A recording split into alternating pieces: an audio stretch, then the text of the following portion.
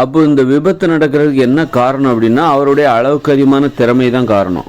சிலருக்கு வந்து என்னால் நான் ரொம்ப வேகமாக போக மாட்டேங்க, 20 கிலோமீட்டர் வேகத்தில் தான் போவேன் அல்லது 30 கிலோமீட்டர் வேகத்தில் தான் போவேன், என்னாலலாம் 100 கிலோமீட்டர் வேகத்துலலாம் என்னால் கற்பனை கூட பண்ணி பார்க்க முடியல, அவ்வளோ ஸ்பீடில் போனால் என்னால் கண்ட்ரோலே பண்ண முடியாது வண்டியை.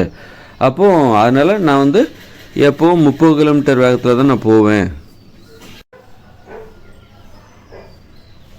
எப்போவும் நான் 30 கிலோமீட்டர் வேகத்தில் தான் போவேன் அல்லது 40 கிலோமீட்டர் வேகத்தில் தான் போவேன், என்னால் கற்பனை கூட பண்ணி பார்க்க முடியாது, 100 கிலோமீட்டர் வேகத்தில் போகிறது என்னால் கற்பனை கூட பண்ணி பார்க்க முடியாது அப்படின்னு சொல்லிட்டு அவர் வந்து வேகமாகவே போக மாட்டார், மெதுவாக தான் போவார். அப்போ மெதுவாக போகிறதுனால அவருக்கு வந்து ஏதாவது விபத்துகள் ஆக்சிடெண்ட் நடக்கிறதுக்கான வாய்ப்பு ரொம்ப குறைவாக இருக்குது. அப்போ இதுலேருந்து என்ன தெரியுது, நம்ம ரொம்ப பிரம்மாண்டமான திறமைகளை வளர்த்துக்கும் போது நமக்கு ஆபத்துகள் அதிகம், அழிவுகள் அதிகம், எப்போனாலும் கண்டிப்பாக பெரிய விபத்துகள் கண்டிப்பாக நடக்கும். இப்போ ரொம்ப பைக் ரேஸ் வேகமாக போகிறவங்களுக்கு டெய்லி ஏதாவது ஒரு விபத்து நடந்தே தீரும். பைக் ரேஸ் வேகமாக போகிறாங்கள, சாகசம் பண்ணுவாங்க சில பசங்க, அவங்க ரொம்ப வேகமாக போவாங்க. அது காரணம் ஏதாவது டெய்லி ஏதாவது விபத்து அவங்க நடக்கிறதுக்கு வாய்ப்பே இருக்குது. விபத்துகள் நடக்கலைன்னா தான் அது வந்து ஆச்சரியமாக இருக்கும். ஏதாவது ஒரு விபத்து, நிறைய ஆக்சிடெண்ட்லாம் பார்த்தீங்கன்னா கண்ணீர் அஞ்சலி போஸ்டரில் பார்த்தீங்கன்னா சின்ன பசங்களோட ஃபோட்டோ தான் இருக்கும். 18 வயசில் கண்ணீர் அஞ்சலி போஸ்டரில் சின்ன பசங்க இருக்கிறாங்கனாலே அவங்க கண்டிப்பாக ஒரு பைக் ஆக்சிடெண்ட்டில் தான் இருந்திருப்பாங்க. ஒரு கண்ணீர் அஞ்சலி போஸ்டரில் கண்ணீர் அஞ்சலி போஸ்டர் ஒட்டுவாங்க. அதில் வந்து பார்த்திங்கன்னா ஒரு 20 வயசில் உள்ள பசங்களோட ஃபோட்டோ இருக்குதா, 24 வயசில் உள்ள ஃபோட்டோ இருக்கா, பசங்கள ஒரு இளைஞர்களின் ஃபோட்டோ இருக்குதா அப்படின்னா கண்டிப்பாக அவங்க வந்து ஒரு பைக் ஆக்சிடெண்ட்டில் தான் இறந்துருப்பாங்க. காரணம் பைக் ஓட்டுறதுல சாகசம் பண்ணுறதா நினச்சிட்டு வேகமாக போகிறது. அப்போது அவருடைய திறமை அதிகரிக்குது. வேகமாக போகிற இந்த திறமை அவர்களிடம் இருப்பதால் அவர்கள் வேகமாக போகிறாங்க. வேகமாக போகிறதுனால விபத்துகள் ஏற்படுது, நிறைய பேர் செத்து போயிடுறாங்க, நிறைய பேருக்கு காயம் அடைகிறது, மற்றவங்களுக்கும் ஆபத்து ஏற்படுது, மற்றவங்க மேலேயும் கொண்டு வண்டியை விட்டுடுறாங்க. ஆக வந்து அந்த விபத்துகள் நடப்பதற்கு என்ன காரணம் அப்படின்னா அவர்களின் திறமை அளவுக்கு அதிகமாக இருக்கிறது. வேகமாக போக அவர்களால் முடியும், எல்லாராலையும் வேகமாக போக முடியாது. அப்போ வேகமாக போகிற அந்த திறமையின் காரணமாக தான் அவங்களுக்கு அந்த விபத்துகளே நடக்குது. அப்போ இதிலேருந்து நம்ம ஒரு விஷயத்தை தெரிஞ்சிடணும், மனுஷங்களோட திறமை அதிகரிக்கும் போது தான் இங்கே நிறைய வந்து விபத்துகள் ஏற்படுகிறது. மனுஷங்க வந்து எளிமையானவர்களாக இருக்க வேண்டும், பயப்படுறவர்களாக இருக்கணும். கஷ்டமான வேலைகளை, ரொம்ப திறமையான வேலைகளை செய்ய என்னால் முடியாது, அந்த அளவுக்கு மென்மையானவர்களாக மனுஷங்க இருக்கணும். ஏன்னா நான் அப்படி அதை செஞ்சிருவேன் இதை செஞ்சிருவேன், அப்படி சும்மா 100 கிலோமீட்டர் வேகத்தில் போவேன் அப்படின்னு சொல்லிட்டு நான் விண்வெளிக்கு போவேன், நான் பெரிய கட்டடத்தை கட்ட போகிறேன், நான் டாக்டர் ஆகணும், அதான் என்னுடைய லட்சியம் அப்படின்னு சொல்லிட்டு மிகப்பெரிய நான் எவரெஸ்ட் சிகரத்தில் ஏறுவேன் அப்படின்னு சொல்லிட்டு சொல்கிறாங்கல்ல, மிகப்பெரிய வேலைகளை செய்வது தான் என்னுடைய லட்சியம், மிக பிரம்மாண்டமான ஒரு வேலையை செய்கிறது தான் என்னுடைய லட்சியம்னு சொல்கிறாங்கல்ல, அது ரொம்ப ஆபத்தானது. அதுதான் அழிவுகளை நோக்கி போகிறது. அழிவுகளை நோக்கி என்னால் போக முடியும், ஆபத்துகளை என்னால் எதிர்கொள்ள முடியும், நான் ரொம்ப வீரம் மிகுந்தவன் அப்படின்னு சொல்லிட்டு மற்றவங்கள்ட்ட நிரூபிக்கிறதுக்காக தான் அவங்க அந்த மாதிரி பேசுகிறாங்க, அந்த மாதிரியான வாழ்க்கையில் ஈடுபடுறாங்க. அதுதான் அழிவுகளுக்கு காரணமாக இருக்கிறது. அப்படின்னா எது தீர்வு அப்படின்னா மனுஷங்க மென்மையானவர்களாக இருக்கணும், எளிமையானவர்களாக இருக்கணும். என்னால் கஷ்டமான வேலை செய்ய முடியாதுப்பா, என்னால் மூட்டை தூக்க முடியாதுப்பா, என்னாலலாம் வேகமாக வண்டியில் போக முடியாதுப்பா, என்னாலலாம் எவரெஸ்ட் சிகரத்தில் ஏறவே முடியாதுப்பா அப்படின்னு சொல்கிறாங்க பாருங்கள். அவங்களால அழிவு கிடையாது, அவங்களுக்கும் அழிவு விபத்துகள் ஏற்படுவதற்கான வாய்ப்பு ரொம்ப ரொம்ப குறைவு. அவங்க பாதுகாப்பாக வாழ்வார்கள். அப்படி எளிமையான திறமை உடையவர்கள் இந்த உலகத்தில் பாதுகாப்பாக வாழ்வாங்க. இந்த உலகத்தில் ரொம்ப திறமைகளை அதிகரிக்கணும், பிரம்மாண்டமான திறமைகளை அதிகரித்து பிறரை வந்து வியக்க வைக்கணும் அப்படின்னு நினைக்கிறாங்க பாருங்கள். அவங்களால அவங்களுக்கும் ஆபத்து, மற்றவங்களுக்கும் ஆபத்து. அப்போ மனுஷங்க வந்து மென்மையானவர்களாக இருக்க வேண்டும், எளிமையான திறமை உடையவர்களாக இருக்கணும், எளிமையான திறமை உடையவர்களாக இருக்கணும். அப்போ தான் அவங்க பாதுகாப்பாக வாழ முடியும். அப்போ எளிமைன்னா என்ன அப்படின்னா, இப்போ நாம் இயந்திர அறிவியல் உலகில் வாழ்ந்துட்டுருக்கோம்ல, இது எதுவுமே எளிமை கிடையாது. இது வந்து என்ன, ரொம்ப ஆபத்திலும் குறைவான ஆபத்து. நாம் செய்கிற எந்த ஒரு நம்ம வாழ்கிற வாழ்க்கையே ஒரு ஆபத்தானது தான். இதில் வந்து எளிமைன்னா என்னென்னா, இவன் வந்து நீ வந்து ஒரு இருசக்கர வாகனத்தில் அல்லது ஒரு வாகனத்தில் 100 கிலோமீட்டர் ஸ்பீடில் போனால் ஆபத்துகள் அதிகம். 30 கிலோமீட்டர் ஸ்பீடில் போகிறீங்கன்னு வச்சுங்க, 30 கிலோமீட்டர் வேகத்தில் போகிறீங்க, 20 கிலோமீட்டர் வேகத்தில் போனால் உங்களுக்கு விபத்துகள் ஏற்படுவதற்கான வாய்ப்புகள் குறைவு, இல்லைன்னு சொல்ல முடியாது, தவிர்க்க முடியாது. அப்போ ஆனால் ஆபத்து இருக்குது. 20 கிலோமீட்டர் ஸ்பீடில் போனாலும் உங்களுக்கு ஆபத்து இருக்குது. அதே 100 கிலோமீட்டர் ஸ்பீடில் போனாலும் ஆபத்து இருக்குது. 100 கிலோமீட்டர் ஸ்பீடில் போகிறவங்களுக்கு ஆபத்துகள் அதிகமாக இருக்கிறது. 20 கிலோமீட்டர் ஸ்பீடில் போகிறவங்களுக்கு ஆபத்துகள் ஏற்படுவதற்கான வாய்ப்பு மிக மிக குறைவாக இருக்குது. அவ்வளோதான். ஆபத்துகளிலிருந்து யாரும் தப்ப முடியாது. இந்த இயந்திர அறிவியல் உலகம் ஆபத்தானது தான். அப்போது இந்த இயந்திர அறிவியல் உலகம் என்பது எளிமையான உலகம் கிடையாது, ஆபத்தான உலகம். நீங்கள் ரோட்டில் நடந்து போனீங்கன்னா கூட உங்களுக்கு ஆபத்து ஏற்படும். 20 கிலோமீட்டர் ஸ்பீடில் ஒருத்தர் வண்டி ஓட்டிகிட்டு வர்றாரு, ரோட்டில் நடந்து போகிறவர் மேலே மோதினா அவர் விழுந்து செத்து போயிடுவார், நடந்து போகிறவர் செத்து போயிடுவார். அந்தளவுக்கு இந்த உலகம் ஆபத்தானது தான். எல்லா வகையிலுமே இந்த உலகத்தில் நீங்கள் பாதுகாப்பாக வாழவே முடியாது. இந்த உலகம் என்பது என்றைக்குமே ஆபத்தானது, அச்சுறுத்தலானது தான். அப்போ ஒரு பாதுகாப்பான வாழ்க்கையை வாழ வேண்டுமென்றால் எளிமையான வாழ்க்கையின் ஒரு எல்லை அது எங்கே இருக்குன்னா இயற்கையோடு இணைந்த மனித வாழ்க்கையில் தான் இருக்குது. 2040 அப்புறம் இந்த இயந்திர அறிவியல் உலகம் செயலிழந்து விடும். அதன் பின் வரப்போகிற இயற்கையோடு இணைந்த மனித வாழ்க்கை தான் ரொம்ப பாதுகாப்பான வாழ்க்கை. அங்கே தான் ஆபத்துகள் ரொம்ப ரொம்ப குறைவு, அங்கே தான் ஆபத்துகள் இல்லைன்னு கூட சொல்லலாம். அந்த அளவுக்கு ஒரு அங்கே ஏன்னா அங்கே மோட்டார் வாகனங்கள் கிடையாது, மின்சாரம் கிடையாது, தொழிற்சாலை கிடையாது, பணம் என்பது கிடையாது. பணத்துக்காக யாரும் விபச்சாரமோ, போதைப் பொருளோ, கொலைகளோ, குற்றங்களோ, திருட்டோ, கொள்ளையோ, வழிப்பறியோ எதுவுமே நடக்காது. லஞ்சம் இருக்காது. நேர்மையின்மையோடு யாரும் வாழ மாட்டாங்க, எல்லோரும் நேர்மையாக தான் இருப்பாங்க. இப்படி எல்லா வகையிலுமே மனுஷங்க ஒரு பாதுகாப்பான வாழ்க்கைக்குள்ளே போயிடுவாங்க. இது எங்கன்னா இயற்கையோடு இணைந்த மனித வாழ்க்கை. 2040 பிறகு வரப்போகிற அந்த இயற்கையோடு இணைந்த மனித வாழ்க்கையில் மனுஷங்க எல்லா வகையிலும் அவர்கள் ஒரு எளிமையானவர்களாக மாறிவிடுவார்கள். ஆபத்தை நோக்கி போக மாட்டாங்க. அவங்க திறமையை அதிகப்படுத்தி கொள்வதற்காக அவர்கள் முயற்சி செய்யவே மாட்டார்கள். திறமை அதிகமாக இருக்கக்கூடாது, அதிகப்படுத்தி கொள்ளக்கூடாது அப்படின்னா அவர்களுக்கு இந்த வலிமை இருக்குல்ல, வலிமை தான் அளவுக்கு அதிகமான திறமையை நோக்கி போகிறதுக்கு காரணம். வலிமை வேறு, திறமை வேறு. என் உடம்புல தெம்பு இருக்குல்ல, தெம்பு தான் வலிமை. தெம்பு, அப்புறம் உடல் உறுதியாக இருக்கிறது, இதுதான் வலிமை. உடல் உறுதியாக இருப்பது, அப்போ மிகப்பெரிய வேலைகளை என்னால் செய்ய முடியும் அப்படிங்கிற அந்த நம்பிக்கை, இதுதான் வலிமை. இதை எது கொடுக்குது அப்படின்னா நம்ம உணவு தான் கொடுக்குது. என்னால் மிகப்பெரிய வேலைகளை செய்ய முடியும், என் உடம்புல பயங்கர தெம்பு இருக்குது, என்னால் மிகப்பெரிய வேலைகளை செய்ய முடியும், மிகப்பெரிய லட்சியத்தை சாதிக்க முடியும், என்னால் விண்வெளிக்கு போக முடியும், என்னால் கப்பலில் கப்பலை தயாரிக்க முடியும், விமானத்தை இயக்க முடியும், இந்த மாதிரி பெரிய மூட்டைகளை தூக்க முடியும் அப்படிங்கிற அந்த நம்பிக்கை இருக்குல்ல, அது எதுலேருந்து வருது அப்படின்னா நம்ம உடம்புல வலிமை அதிகரிக்கும் போது தான் வரும். வலிமைன்னா எப்படி அதிகரிக்கும் அப்படின்னா நம்ம தானியங்களை சமைத்து உண்ணும் பொழுது வலிமை அதிகரிக்கும், பல மடங்கு வலிமை அதிகரிக்கும். மாமிச உணவுகளை சாப்பிடும்போது, மீன் உணவுகளை, முட்டை உணவுகளை சாப்பிடும்போது வலிமை என்பது பல மடங்கு அதிகரிக்கும். அப்போ தான் நம்மளால் நமக்கு நம்பிக்கை, நம்ம மேலே நமக்கு நம்பிக்கை அளவுக்கு அதிகமாக மாறும். நம்மளால் இதெல்லாம் செய்ய முடியும், அதெல்லாம் சாதிக்க முடியும், நம்மளால் விண்வெளிக்கு போக முடியும், எவரெஸ்ட் சிகரத்தில் ஏற முடியும், விமானத்தை இயக்க முடியும், போரிட முடியும், சண்டை போட முடியும், வேகமாக 2 வீலரில் 100 கிலோமீட்டர் ஸ்பீடில் போக முடியும் அப்படிங்கிற அந்த நம்பிக்கை இருக்குல்ல, அது காரணம் என்னென்னா வலிமை அதிகரிப்பது தான் காரணம். உடம்புல அளவுக்கு அதிகமான வலிமை அதிகரிப்பு. அப்போ தான் ஒருத்தர் தனது திறமையை அதிகரித்து கொள்ள முடியும் என்கிற நம்பிக்கை வருது. ஒருத்தர் நல்லா சாப்பிட்றாரு, இட்லி பூரி பொங்கல்லாம் சாப்பிட்றாரு, அப்போ அவர் உடம்புல அளவுக்கு அதிகமான வலிமை வருது. வந்தோடனே அவருக்கு என்ன நினைக்கிறாரு, என்னால் 100 கிலோமீட்டர் வேகத்தில் ஒரு 2 வீலரில் போக முடியும் அப்படிங்கிற அந்த நம்பிக்கை வருது. அப்போது அந்த திறமையும் அவருக்கு பயிற்சி எடுப்பதன் மூலம் வர ஆரம்பிச்சிருது.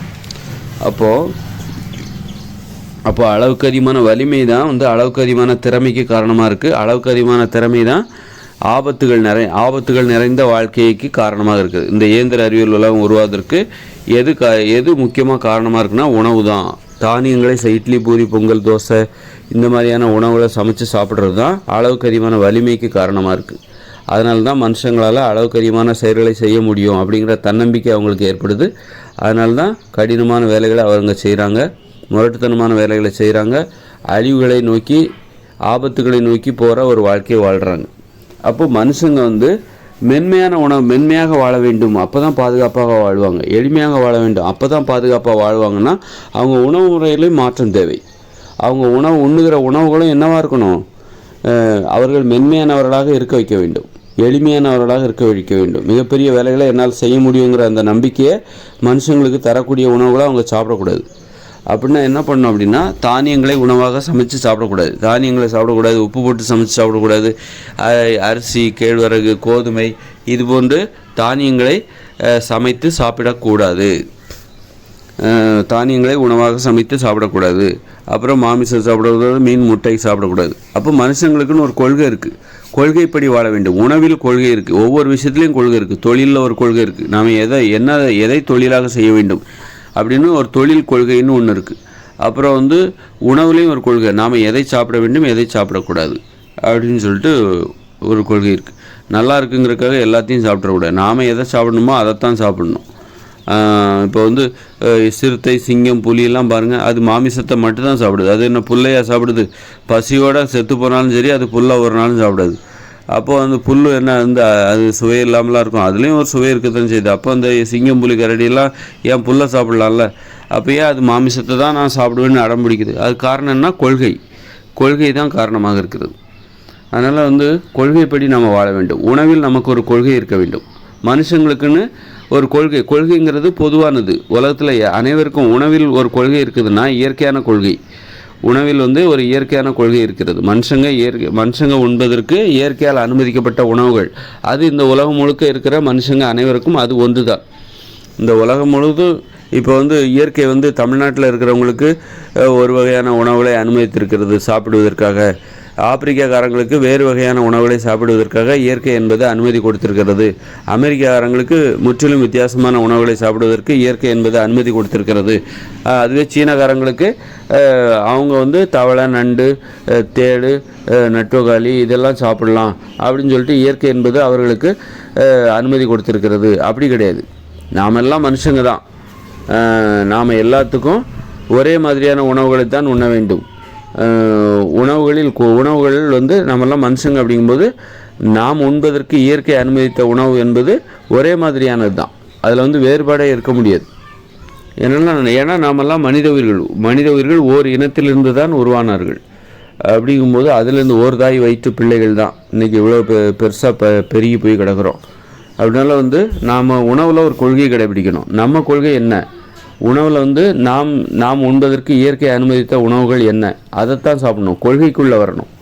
அப்போ கொள்கை என்னவாக இருக்குது, இயற்கை விதிமுறை என்னவாக இருக்கிறது, மனித உயிர்கள் உண்பதற்கான உணவு முறைகள் என்னவாக இருக்கிறது அப்படின்னா அது பழங்கள், காய்கறிகள், கீரைகள், கிழங்குகள், பயிர் வகைகள், பருப்பு வகைகள், கடலைகள், பால், தயிர், மோர், தேன், மூலிகைகள், இதுதான் பச்சை காய்கறிகள், இதுதான் மனுஷங்க சாப்பிட்றதுக்கு இயற்கை அனுமதித்த உணவுகள். தானியங்களை சாப்பிடுவதற்கு இயற்கை நமக்கு அனுமதி கொடுக்கவில்லை.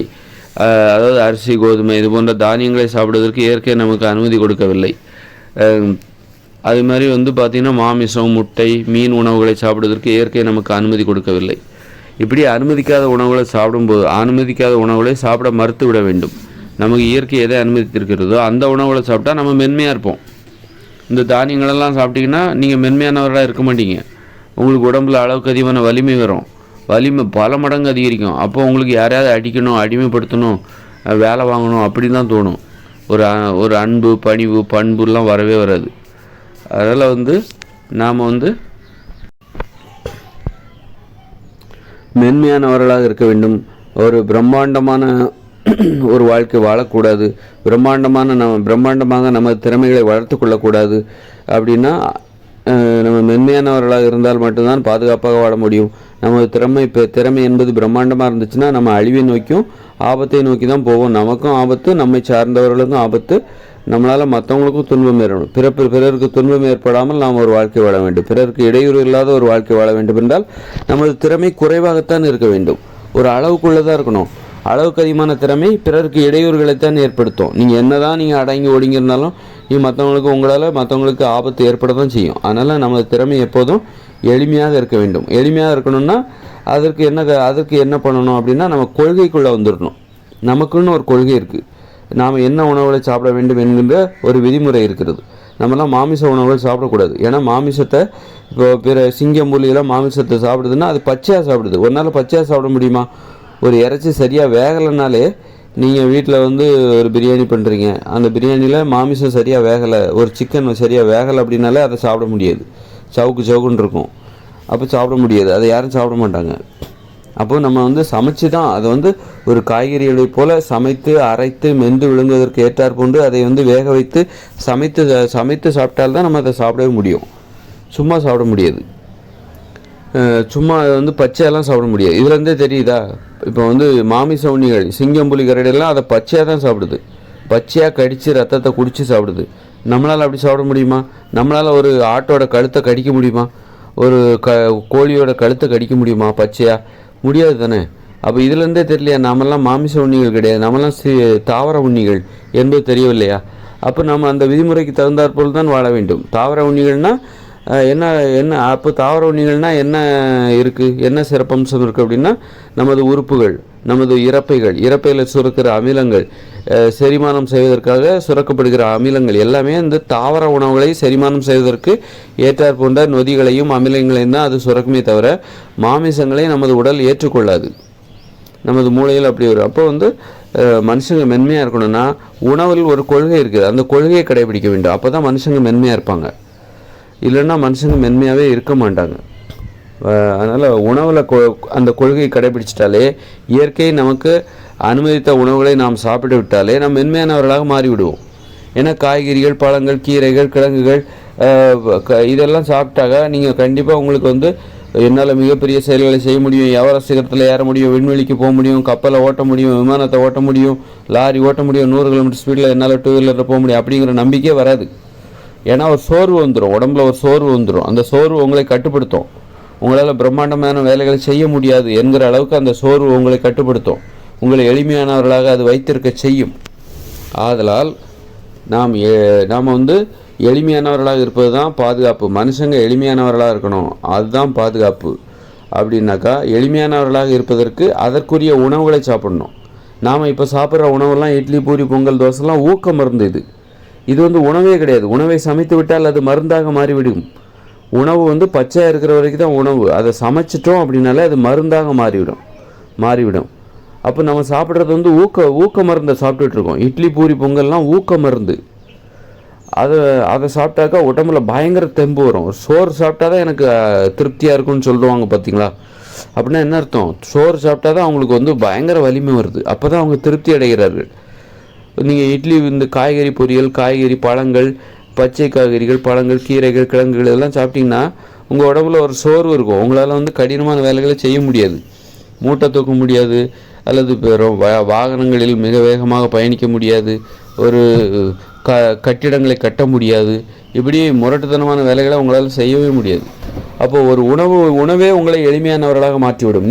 நீங்கள் வந்து ஒரு பாதுகாப்பான வாழ்க்கை வாழ்வதற்கு அந்த உணவே உங்களுக்கான வழிகளை ஏற்படுத்திவிடும், வழிகளை அமைத்து தந்துவிடும். நீங்கள் வந்து ஒரு பாதுகாப்பான உணவுகளை சாப்பிடணும். அப்போது நீங்கள் இப்போ வந்து சாப்பிட்ற இட்லி, பூரி, பொங்கல், தோசைலாம் இருக்குல்ல, அதெல்லாம் பாதுகாப்பற்ற உணவுகள். அந்த உணவுகளை சாப்பிட்டீங்கன்னா நீங்கள் பாதுகாப்பற்ற ஒரு வாழ்க்கை தான் வாழ்வீங்க.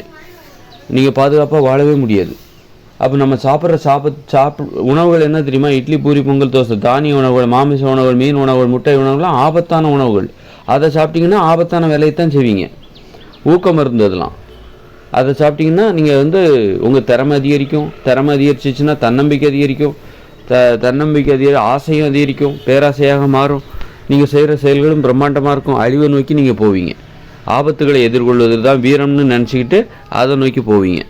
அப்போது உங்கள் உணவுகள், நீங்கள் சாப்பிட்ற உணவு பாதுகாப்பற்ற உணவுகளாக இருக்குது. அதனால தான் நீங்கள் அப்படி போகிறீங்க. தானிய உணவுகள் என்பது அரிசி, கோதுமை இதெல்லாம் வந்து இதெல்லாம் சமைச்சு சாப்பிட்டா உங்களுக்கு இந்த ஆபத்தான உணவுகள். இது இட்லி, பூரி, பொங்கல், தோசை இதெல்லாம் பாதுகாப்பற்ற உணவுகள். அது ஆபத்தான உணவுகள்.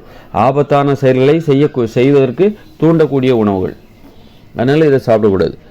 பாதுகாப்பான உணவுகளை சாப்பிடணும். அதுதான் வந்து இயற்கை உணவுகள். இயற்கையால் நாம் உண்பதற்கு அனுமதிக்கப்பட்ட உணவு. காய்கறிகள், பழங்கள், கீரைகள், கிழங்குகள், மூலிகைகள் இதெல்லாம் வந்து பாதுகாப்பான உணவுகள். இதை சாப்பிடணும். அப்போ தான் நம்ம வந்து பாதுகாப்பான ஒரு வாழ்க்கை வாழ முடியும். பாதுகாப்பான செயல்கள் எளிமையாக, நமது செயல்கள் எளிமையாகிடும். நம்ம கொஞ்சம் சோர்வு வந்துடும். இந்த உணவுகளை சாப்பிட்டாலே சோர்வாயிடும் உடம்பு. நம்மளால் வந்து அப்போ வந்து நிலையாக ஒரு இடத்துல வசிக்க ஆரம்பிப்போம். ஊர் விட்டு ஊர், நாடு விட்டு நாடு போயிட்டே இருப்பாங்க. சிலர் ட்ராவல் பண்ணிகிட்டே இருப்பாங்க. இதெல்லாம் பிரம்மாண்டமான திறமை. இதெல்லாம் ஆபத்தை நோக்கி போகிறது. நாடோடித்தனமான வாழ்க்கை முறை இருக்குல்ல, அது ஆபத்தை நோக்கி போகிற ஒரு வாழ்க்கை முறை. ஊர் விட்டு ஊர், நாடு விட்டு நாடு ட்ராவல் பண்ணிகிட்டே இருப்பாங்க. ஒரே இடத்துல இருந்தால் கூட எங்கேயாவது வேலை நிமித்தமாக வெளியூர்களுக்கு போயிட்டே இருப்பாங்க, போயிட்டு வீட்டுக்கு வந்துகிட்டே இருப்பாங்க, தினமும் அவங்க சுற்றிக்கிட்டே இருப்பாங்க. இதுவே ஆபத்தை நோக்கி போகிற ஒரு வாழ்க்கை முறை தான். ஒரு வீடு, வேலை செஞ்சோமா வீட்டுக்கு வந்தோமான்னு இருக்கணும், வேலைக்கு போனோமா வீட்டுக்கு வந்தோமா, வீட்டுக்கு பக்கத்தில் நண்பர்கள், ஆடல் பாடல் விளையாட்டு அப்படின்னு ஒரு மகிழ்ச்சியான ஒரு எளிமையான ஒரு வாழ்க்கை வாழ்ந்தோமா, இதுதான்ப்பா என்னால் முடியும். வெளியூருக்கெல்லாம் என்னால் வர முடியும், ரொம்ப கஷ்டம்பா, அவ்வளோ தூரம் போயிட்டு யாருப்பா போயிட்டு வருவா அப்படின்னு நினைக்கணும். அப்படின்னு நினைக்க வைக்கிற ஒரு வாழ்க்கையை வாழணும். அப்போ அதுக்கு என்ன, உணவை மாற்றி விட வேண்டும். உணவை மாற்றிவிட்டால் நம்ம எளிமையானவராக, நமக்கு ஒரு சோர்வு வந்துடும். சோர்வு வந்துருச்சுன்னா நம்மளால் ஒரு எல்லைக்கு வெளியில் போக முடியாது. ஏன்னா ஒரு ஊரை தாண்டி வெளியூருக்கெல்லாம் போகணுங்கிற ஆசையே வராது. நம்ம உடம்புல ஒரு சோர்வு இருக்கணும். அப்போ அந்த சோர்வு, அதாவது அளவுக்கு அதிகமான வலிமை வரக்கூடாது. அப்படி இருக்கும்போது அந்த சோர்வு நமக்கு வரும். சோர்வு இருந்தால் தான் என்னால் பெரிய வேலைகள்லாம் என்னால் செய்ய முடியாது. ரொம்ப தூரம்லாம் என்னால் போக முடியாது. சென்னைக்கா, நான் திருநெல்வேலியில் இருக்கேன், என்னால் சென்னைக்கெல்லாம் போக முடியாது அப்படின்னு சொல்லிட்டு, என்னால் வெளிநாட்டுக்கு அதெல்லாம் போக முடியாதுப்பா, இதில் தேவை அப்படி அந்த சோர்வு தான் நம்மளை பாதுகாக்கும். அந்த சோர்வை நமக்கு எது தரும் அப்படின்னா இந்த இயற்கை உணவுகள் தான் தரும். இயற்கையால் நாம் உண்பதற்கு அனுமதிக்கப்பட்ட உணவுகளை சாப்பிடும்போது தான் நமக்கு அந்த சோர்வு வரும். நம்ம எளிமையானவர்களாக மாறிவிடும். மிகப்பெரிய திறமை நமக்கு வராது, மிகப்பெரிய திறமை வலிமையும் நமக்கு ஏற்படாது, தன்னம்பிக்கையும் அளவுக்கு அதிகமாக போகாது, பேராசையும் ஏற்படாது. அதனால் மனுஷங்க பாதுகாப்பாக வாழணும்னா மென்மையானவர்களாக வாழணும், எளிமையானவர்களாக வாழணும். அப்போ தான் ஆபத்தை நோக்கி போக மாட்டாங்க. ஆபத்தை நோக்கி போகலன்னா அப்படின்னா மனுஷங்க வாழ்க்கை பாதுகாப்பாக மாறும். அதற்கு நாம் இயற்கையால் அனுமதிக்கப்பட்ட உணவுகளை சாப்பிடணும். தானியங்களை சாப்பிடக்கூடாது. தானிய உணவுகள் மனிதர்களை அழிவை நோக்கி அழைத்து செல்லும், ஆபத்துகளை நோக்கி அழைத்து செல்லும். தானிய உணவுகள் என்பது இட்லி, பூரி, பொங்கல், தோசை, கேழ்வரகு, இதெல்லாம் கேழ்வரகு, கூழ், இதெல்லாம் நம்மளை ஆபத்தை நோக்கி அழைத்து செல்லும். உடலில் அதிகப்படியான வலிமையை கொடுத்து நம்மை ஆபத்தை நோக்கி அழைத்து சென்று நம்மளை சாகடிச்சிடும். எல்லா வகையிலையும் ஆபத்தை நோக்கி அழைத்து செல்லும். நீங்கள் நோய்களும், உடம்புல நோயும் வந்துடும். பக்க விளைவுகள், ரொம்ப வலிமை அதிகரிக்கும் போது உடம்புல உள்ள நாடி நரம்பு எல்லாம் தளர்ச்சி ஏற்பட்டுரும். ஏன்னா அளவுக்கு அதிகமான வலிமையை உடம்பு தாங்கிக்காது. அப்போ உடம்புல தளர்ச்சி ஏற்பட்டு விடும். அப்போ என்ன ஆகும் அப்படின்னாக்கா, உடம்புல தளர்ச்சி வரும், நரம்பில் தளர்ச்சி ஏற்படும். நரம்பு தளர்ச்சி ஏற்பட்டுச்சுனாலே நீங்கள் மகிழ்ச்சியாகவே வாழ முடியாது. அப்போ இவ்வளோ திறமை என்ன, அதோட திறமை, அளவுக்கு அதிகமான திறமை ஏற்படும் போது அதோட பக்க விளைவு. இப்போ ஊக்க மருந்து போட்டுக்கிட்டே இருக்காங்க. தடகள வீராங்கனைகள், ஒலிம்பிக்கில் விளையாட்டில் பங்கெடுக்கிற வீராங்கனைகள்லாம் ஊக்க மருந்து போட்டுக்கிட்டே இருக்காங்க. அப்போ அவங்களுக்கு உடம்பு நரம்புகள் தளர்ந்து போகுமா இல்லையா? ஊக்க மருந்து போட்டால் உடம்புக்கு எதுவும் ஆகாதுப்பான்னா அதை ஏன் தடை செய்கிறாங்க? தாராளமாக போட்டுக்கொண்டுருவாங்க. நாடி நரம்புக்கு ரொம்ப பலம் கொடுக்கும், ஆரோக்கியம் கொடுக்கும், நோயே வராது அப்படின்னா நீ ஊக்க மருந்து தாராளமாக போட்டுக்கொண்டு தானே சொல்லுவாங்க. ஏன் போட்டுக்காதீங்கன்னா அது நமக்கு உடம்புக்கு கேடு. நமக்கு நரம்புகளை காலி பண்ணிடும், நோய்கள் விடும், சீக்கிரம் செத்து போயிடுவோம். அப்படிங்கிறது தான் ஊக்க மருந்து போட்டுக்க அனுமதி கிடையாது. அது மாதிரி தான் இந்த இட்லி, பூரி, பொங்கல், தோசை இதெல்லாம் சாப்பிட்டா உடம்புல பயங்கர வலிமை வரும், மிகப்பெரிய செயல்களை செய்ய முடியுங்கிற நம்பிக்கை வரும், திறமையை அதிகரிச்சிக்க முடியும், ஆசைகளும் அதிகரிக்கும், ஆபத்தை நோக்கி துணிஞ்சு போவோம். உயிரை துச்சமாக நினைத்து உயிரை பணயமாக வைத்து ஆபத்தான செயல்களை நம்ம செய்வோம்.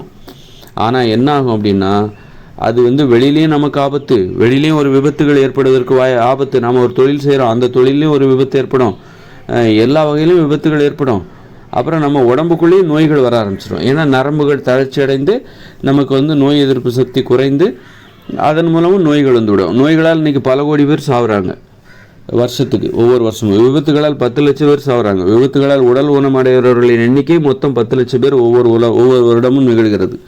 இப்படி எல்லா வகையிலும் குற்றங்கள், கொலைகள், இதெல்லாம் என்னால் கொலை செய்ய முடியும் அப்படிங்கிற அந்த நம்பிக்கை இருக்குது பாருங்கள்.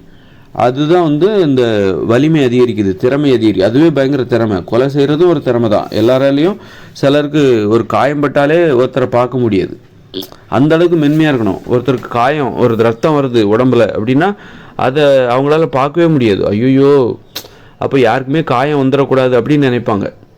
ஒருத்தர் ரத்தத்தை என்னால் பார்க்க முடியாது, யாராவது அடிபட்டு கிடந்தாங்கனாக்கா அதை என்னால் பார்க்க முடியாது அப்படின்னு நினைக்கிறவங்க எப்படிப்பட்டவங்களா இருப்பாங்க அப்படின்னா யாருக்குமே அடிபட்டுறக்கூடாது, எல்லாரும் நல்லா இருக்கணும்னு நினைப்பாங்க.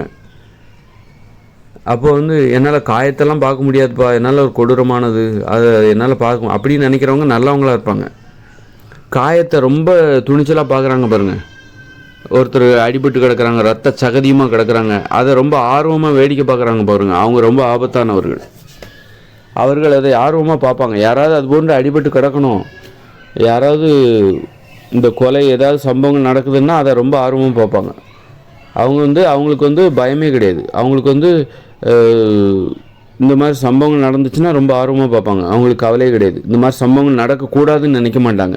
இந்த மாதிரி சம்பவங்கள் அவங்களுக்கு நடக்கணும், அப்போ தான் அது அவங்களுக்கு ஒரு தேவையாக இருக்கும்.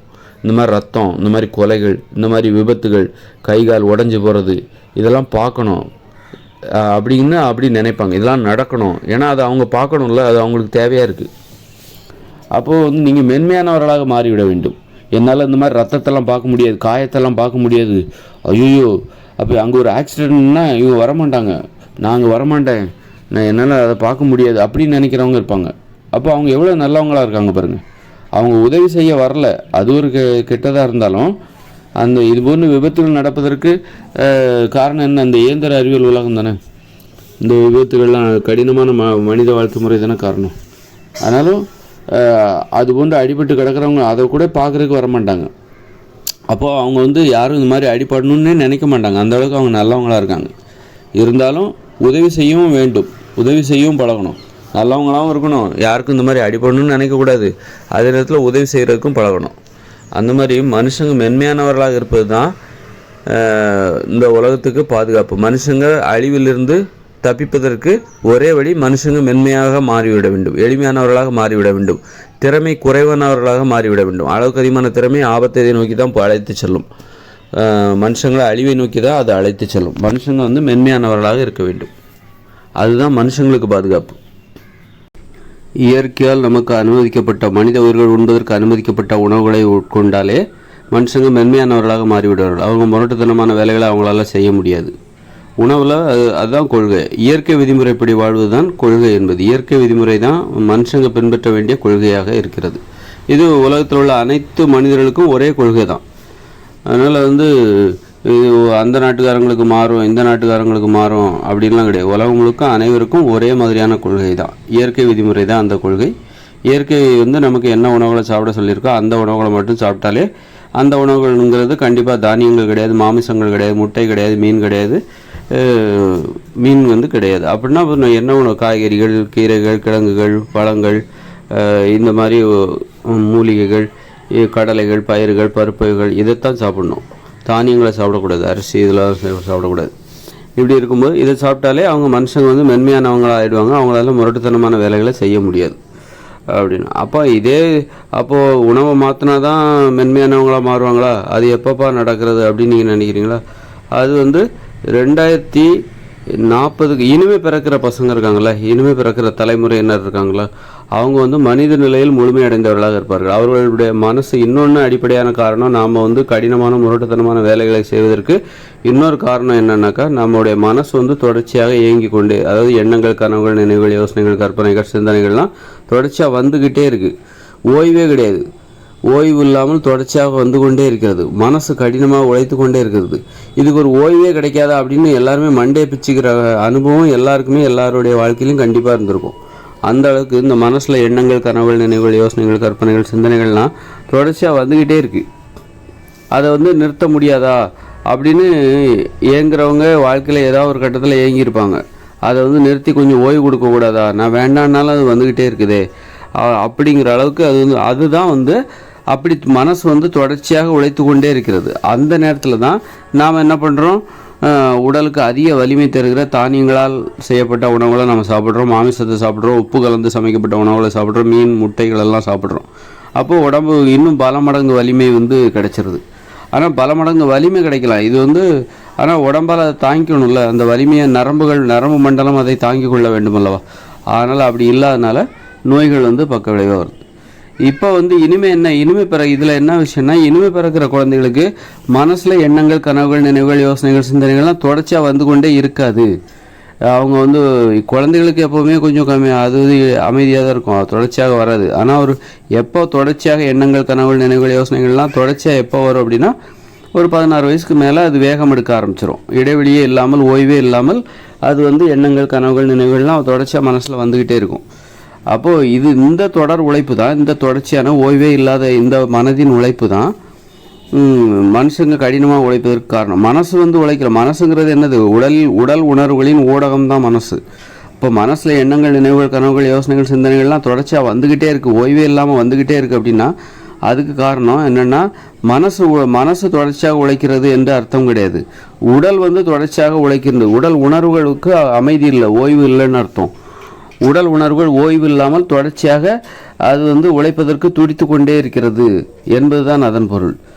உடல் உணர்வுகளுக்கு ஓய்வில்லை என்று அதன் பொருள். அப்போது இந்த இனிமே பிறக்கிற குழந்தைகளுக்கு அந்த மாதிரி தொடர்ச்சியாக எண்ணங்கள்லாம் வராது. வாழ்க்கையில் எந்த ஒரு காலகட்டத்திலையும் எந்த ஒரு வயதிலும் அவங்க மனசு எப்போவுமே அமைதியாக இருக்கும், நிறைய இடைவெளி இருக்கும். ஒரு எண்ணங்கள் வருதுன்னா கொஞ்ச நேரம் கழித்து தான் இன்னொரு எண்ணங்கள் வரும், அப்புறம் கொஞ்ச நேரம் கழித்து இன்னொரு எண்ணங்கள் வரும், இன்னும் கொஞ்ச நேரம் கழித்து ஒரு சிந்தனை வரும், அப்புறம் கொஞ்ச நேரம் கழித்து ஒரு நினைவுகள் வரும். இந்த இடைவெளி இனிமே பிறக்கிற குழந்தைகளுக்கு வந்துடும். அதாவது மனம் என்பது தொடர்ச்சியாக உழைத்து கொண்டே இருக்கிற, ஓய்வே இல்லாமல் உழைத்து கொண்டு இருக்கிற அந்த நிலை என்பது இனிமே மாறிடும். அதனால் இனிமேல் நீங்கள் தானியங்களால் சமைக்கப்பட்ட உணவுகளை சாப்பிட்டாலும் சரி, நீங்கள் மாமிசத்தை சாப்பிட்டாலும் சரி, முட்டையை சாப்பிட்டாலும் மனுஷங்களால் இனிமேல் தொடர்ச்சியாக கடினமான வேலைகளை உழைக்க முடியாது. தொடர்ச்சியாக உழைக்க முடியும் அப்படின்னா எளிதான வேலைகளை வேணால் உழைக்கலாம், ஆனால் கடினமான வேலைகளில் அவர்களால் தொடர்ச்சியாக உழைக்க முடியாது. இந்த மனதில் ஏற்பட்ட மாற்றம்தான் மனித வாழ்க்கையில் நாளைக்கு 2040க்கு அப்புறம் அல்லது இனிமே பிறக்கிற குழந்தைகளின் வாழ்க்கையில் ஏற்படுகிற மாற்றத்திற்கு காரணமாக இருக்கிறது என்பதே. அதனால் இனிமே தலைகளனாலும் மனுஷங்களால் கடினமான வேலைகளை செய்ய முடியாது. அதை இப்போ இருக்கிறவங்க செய்வாங்க. இனிமே பிறக்கிற குழந்தைகளால் அவங்க என்னதான் தலைகள் இருந்தாலும் சரி, அவங்களால கண்டிப்பாக கடினமான முரட்டுத்தனமான வேலைகளை செய்யவே முடியாது. அப்படின்னா இன்னும் தெளிவாக சொல்லணும்னா அவங்களால இன்ஜினியராகவோ, விஞ்ஞானியாவோ, டாக்டராகவோ, ஒரு கலெக்டராகவோ ஆக முடியாது என்பது தான். ஒரு 10ஆம் வகுப்பு பாடத்தை கூட அவங்களால படிக்கிற அந்த திறன் அவர்களுக்கு இருக்காது. ஒரு 10ஆம் வகுப்பு கணிதம், 10ஆம் வகுப்பு பாடத்தை கூட அவங்க ஒரு 8ஆம் வகுப்பு வரைக்கும் கஷ்டப்பட்டு படிப்பாங்க. 10ஆம் வகுப்பு பாடத்தெல்லாம் அவங்க படிச்சுவிட மாட்டாங்க. அந்த அளவுக்கு எளிமையானவர்களாக மாறிவிட்டார்கள். அதே நேரத்தில் இந்த பள்ளி பாடங்கள் கற்றுக்கொள்வதில் அவர்களுக்கு நம்பிக்கையும் கிடையாது. ஏன்னா ஒரு உள்ளுணர்வுன்னு ஒன்று இருக்குது. எதிர்காலம் என்னவாக மாறும் என்பதை நமது மூளை கணித்து விடும். ஆனால் நம்மளால் கணிக்க முடியாது, அது நமக்கு தெரியாது. மூளைக்கு தெரியும் எதிர்காலம் என்னவாக இருக்கும் அப்படின்ட்டு. அதனால் எதிர்காலத்தில் இதெல்லாம் இருக்க போகிறதில்ல, இயந்திர அறிவியல் உலகமே இருக்க போகிறதில்ல. அப்படின்னா எதுக்கு இந்த பள்ளி பாட புத்தகங்களெல்லாம் கஷ்டப்பட்டு படிக்கணும்? படிப்பதில் அந்த மூளைக்கு ஒரு நம்பிக்கை இருக்குது. அந்த வகையிலெல்லாம் கூட இந்த பள்ளி பாடங்கள் அதில் வர இது கடினமான ஒரு விஷயம். கல்வியில் கடினமான கல்வி முறை இதெல்லாம். இந்த கல்வி முறை, இந்த பள்ளிக்கூடத்தில் கற்றுக் கொடுக்கப்படுகிற கல்வி முறையெல்லாம் ரொம்ப கடினமானது. கல்லூரியில் கற்றுக் கொடுக்கப்படுகின்ற கல்வி முறையெல்லாம் ரொம்ப கடினமானது. அதனால் அது இந்த இயந்திர அறிவியல் உலகத்தோடு முடிஞ்சு போச்சு. இயற்கையோடு இணைந்த மனித வாழ்க்கையில் கல்வி முறை அவ்வளோ கடினமாலாம் இருக்குது. வாழ்க்கைக்கு என்ன தேவையோ அதை தான் கற்றுப்பாங்க. கூட்டல், கழித்தல், பெருக்கல், வகுத்தல், இது போதும். கணிதம். அப்புறம் மொழிங்கிறது என்னது? அவங்க பேசுகிறது தான் மொழி. பேச்சு வழக்கில் மொழி என்பது மொழி அறிவு, மொழி இலக்கணம். இலக்கணங்கிறது என்னன்னாக்கா எப்போ யார்கிட்ட எப்படி பேசணும், பெரியவங்ககிட்ட எப்படி பேசணும், சின்னவங்ககிட்ட எப்படி பேசணும், இதான் மொழி இலக்கணம். மற்றதெல்லாம் அதாவது வாழ்வியலோடு கலந்த ஒரு மொழி இலக்கணம். யார்கிட்ட எப்படி பேசணும், பெரியவங்ககிட்ட எப்படி பேசணும், சின்னவங்ககிட்ட எப்படி பேசணும், குழந்தைகிட்ட எப்படி பேசணும். அப்புறம் ஆண்கள்கிட்ட ஒரு பெண் எப்படி பேசணும், பெண்கிட்ட ஆண் எப்படி பேசணும். அதாவது பெண்கள் தான் பெரியவங்க, ஆண்கள் பெண்களோடு ஒப்பிடும்போது குழந்தைங்க. அப்படிங்கும்போது ஒரு பெண்கள் ஆண்கள்கிட்ட எப்படி பேசணுன்னா வாடா போடா, நீ வா போன்னு பேர் சொல்லி தான் கூப்பிடணும். ஆண்கள் பெண்களை பார்த்து, பெண்கள் பெரியவர்கள் ஆண்களை விட. அப்படிங்கும்போது ஆண்கள் பெண்களை பார்த்து வாங்க போங்க நீங்கள் அப்படின்னு தான் சொல்லணும். இதுதான் மொழி இலக்கணம், இதுதான் இலக்கணம். மொழிக்கான இலக்கணம் என்பது இதுதான். நீங்கள் வேறு ஏதோ இது புத்தகத்தில் உள்ள இலக்கணம்லாம் இருக்குல்ல, அதெல்லாம் இனிமேல்லாம் அது தேவையில்லாத இலக்கணம். அது இந்த இயந்திர அறிவியல் உலகத்துக்கு வேணால் அந்த இலக்கணம் தேவை.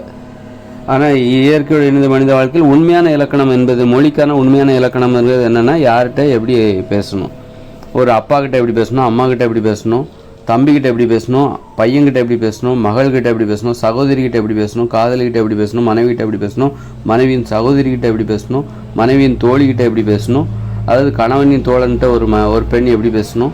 இதுதான் மொழிக்கான இலக்கணம். நாகரிகம், அந்த நாகரிக மொழியை எப்படி பேசுவது என்பது நாகரிகம் தான் ஒரு மொழிக்கான இலக்கணமாக இருக்கிறது. ஆக இப்படி அவர்கள் வாழ்க்கைக்கு தேவையான ஒரு மொழி சார்ந்த ஒரு அறிவு, கணிதம், வாழ்க்கைக்கு தேவையான ஒரு கணிதம், இந்த மாதிரி ஒரு நிர்வாகம், வாழ்க்கைக்கு வாழ்வதற்கு தேவையான ஒரு நிர்வாகம், இதை மட்டுமே அவங்க தெரிஞ்சுப்பாங்க. இப்போது இருக்கிறது போன்று கடினமான கல்வி முறை அவர்களுக்கு தேவையில்லை. ஏன்னா இந்த உலகங்கிறது கடினமானது. அதனால் அவர்களுக்கு இந்த கடினமான கணக்கு முறை, மொழி அறிவு எல்லாமே தேவைப்படுகிறது. அதனால் நம்ம இந்த உலகத்தில் படிக்கிறது தப்பு கிடையாது. இந்த உலகத்துக்கு தகுந்த மாதிரி அவங்க படிக்கிறாங்க. இந்த உலகம் கடினமானது, அதனால் கல்வி முறையும் கடினமானதாக இருக்கிறது. ஏன்னா 2040 பிறகு வரப்போகிற இயற்கையோடு இணைந்த மனித வாழ்க்கை என்பது ரொம்ப எளிதான மனித வாழ்க்கை. அதனால் அவங்க அவங்களுக்கு தேவையான கல்வி முறை என்பது ரொம்பவும் எளிதானது. அதுக்கெல்லாம் பள்ளிக்கூடம் போய் படிக்கணுங்கிற அவசியம் இல்லை. வாத்தியாரெலாம் தேவையில்ல, ஒரு பேராசிரியர்லாம் தேவையில்ல. அப்பா அம்மாவே போகிறோம், உறவினர்கள் நண்பர்களே போதுமானது அந்த கல்வி அறிவு. பேச்சு வழக்கிலே அவர்களுக்கு தேவையான கல்வி அறிவு என்பது அவருடைய பேச்சு வழக்கிலே கிடச்சிரும். எப்படின்னா இப்போ பேசுகிறாங்கல்ல, குழந்தைங்க பேசுகிறாங்கல்ல, அப்போ பேசுகிறாங்க. ஆனால் கணிதத்தை மட்டும் பேச்சை கற்றுக்குறாங்க. அப்போ கல்வியை மட்டும் பள்ளிக்கூடத்தில் போய் கற்றுக்குறாங்க. ஏன் அந்த பேச்சு வழக்கோடையே கலந்து வரணும். அப்போ தான் கல்வியை நம்ம பேச்சு வழக்கில் கற்றுக்க முடியல. ஒரு 5 வயசு வரைக்கும் ஒரு குழந்தைங்க என்ன பண்ணுறாங்க, அம்மா அப்பா பேசுகிறத பார்த்தே கவனித்து பேச கற்றுக்கொள்கிறார்கள். ஆனால் இந்த பள்ளியில் கற்றுக் கொடுக்கப்படுகிற கல்வி முறை இருக்குல்ல, அதை பள்ளியில் போனால்தான் கற்றுக்கொள்ள முடிகிறது. ஒரு பேச்சு வழக்கிலே அந்த கல்வியை கற்றுக்கொள்ள முடியவில்லை. அது அந்த அளவுக்கு சிரமமானதாக இருக்கிறது. ஆனால் இயற்கையோடு இணைந்த மனித வாழ்க்கையில் 2040 பிறகு மக்கள் குழந்தைங்கள்லாம் பேச்சு வழக்கிலேயே கணிதம் எல்லாத்தையும் கற்றுக்கொள்வார்கள். கணிதம், அறிவியல் எல்லாத்தையும் அந்த அளவுக்கு எளிமையானதாக அந்த கணிதம் இருக்கும், அறிவியல் என்பது இருக்கும். அதனால் அவர்கள் பேச்சு வழக்கிலே கற்றுப்பாங்க. அதுக்காக பெரிய ஸ்கூலுக்கெலாம் போகணுங்கிற அவசியம் இல்லை, வாத்தியாரெலாம் தேவையில்லை. அதனால் அவர்கள் எளிதாக கல்வியை கற்றுக்கொள்வார்கள். இதுதான் இயற்கை. இதுதான் நான் இந்த டாபிக் எதுக்கு எடுத்தேன் அப்படின்னா, அதாவது மனுஷங்க மென்மையானவர்களாக இருந்து விட்டால் மனுஷ வாழ்க்கையில் ஆபத்து என்பதே இல்லை, பாதுகாப்பு அதிகமாகிவிடும் அப்படின்னு நான் சொன்னேன். மென்மையாக இருக்கணும், எளிமையானவர்களாக இருக்கணும், முரட்டுத்தனமான வேலைகளை செய்யக்கூடாது, ஆபத்துகளை ஏற்படுத்துகிற வேலைகளை செய்யக்கூடாது. அப்படி செஞ்சாக்கா மனுஷ வாழ்க்கை அழிவை நோக்கி தான் போவோம் அப்படின்னு நான் சொன்னேன். அப்போது அதற்கு உணவு முறையை மாற்ற வேண்டும். தானிய உணவுகளை சாப்பிடக்கூடாது, மாமிசத்தை சாப்பிடக்கூடாது, அப்புறம் மீன் முட்டையெல்லாம் சாப்பிடக்கூடாது அப்படின்னு நான் சொன்னேன். அப்போ தான் அவங்க மனுஷங்க மென்மையானவர்கள். இதெல்லாம் தவிர்த்து விட்டு அவர்கள் உண்ணுகிற உணவு, காய்கறி, பழங்கள், கீரைகள், கிழங்குகள், மூலிகைகள், பருப்புகள், பயிர் வகைகள், கடலைகள் இதெல்லாம் சாப்பிட்டாக்கா அவங்க என்னவா மாறுவாங்க, மென்மையானவர்களாக மாறிவிடுவார்கள். அவர்களால் கடினமான வேலையை செய்ய முடியாது, உடம்புல அளவுக்கு அதிகமான வலிமை ஏற்படாது. அதனால் அவர்கள் மென்மையானவர்களாக இருப்பார்கள், எளிமையான வேலைகளை தான் செய்வாங்க. அதனால் எளிமையான வாழ்க்கை தான் வாழ்வாங்க அப்படின்னு நான் சொன்னேன். ஆனால் நீங்கள் இனிமேல் 2040 அப்புறம் மனுஷங்க தானிய உணவுகளை சாப்பிட்டாலும் சரி, மாமிசத்தை சாப்பிட்டாலும் சரி, எண்ணத்தை சாப்பிட்டாலும் சரி, அவங்க இனிமேல் கடினமான வேலைகளை செய்ய மாட்டாங்க, முரட்டுத்தனமான வேலைகளை செய்ய மாட்டாங்க. அதனால் அவங்க மென்மையானவர்களாகவும் எளிமையானவர்களாகவும் தான் இருப்பாங்க. ஆனால் உடம்புல ஒரு தெம்பு இருக்கும், ஒரு வலிமை வரும். தானிய உணவுகளை சாப்பிட்டாக்கா, ஒரு மாமிசத்தை சாப்பிட்டா வலிமை என்பது வரதான் செய்யும். ஆனால் அவர்கள் அதுக்காக உடம்புல இருக்கிற வலிமையை நம்பி அவர்கள் மிகப்பெரிய காரியங்களை செய்வதற்கு துணிய மாட்டார்கள். அதுதான் இதில் உள்ள விஷயம். அதனால் இனிமேல் உள்ள மக்கள் நீங்கள் எந்த மாற்றத்தையும் நீங்களே ஏற்படுத்த வேண்டாம், எல்லாவற்றையும் அவர்களே செய்து கொள்வார்கள். அவர்களால் கடினமான வேலைகளை அவர்களுக்கு செய்வதற்கு ஆசை இல்லை, ஆர்வம் இல்லை என்பதன் காரணமாக அவர்கள் தானிய உணவுகளையும் சாப்பிட மாட்டாங்க. தேவையில்லாமல் எதுக்கு அதை போய் சாப்பிடணும் அப்படின்னு விட்டுருவோம்.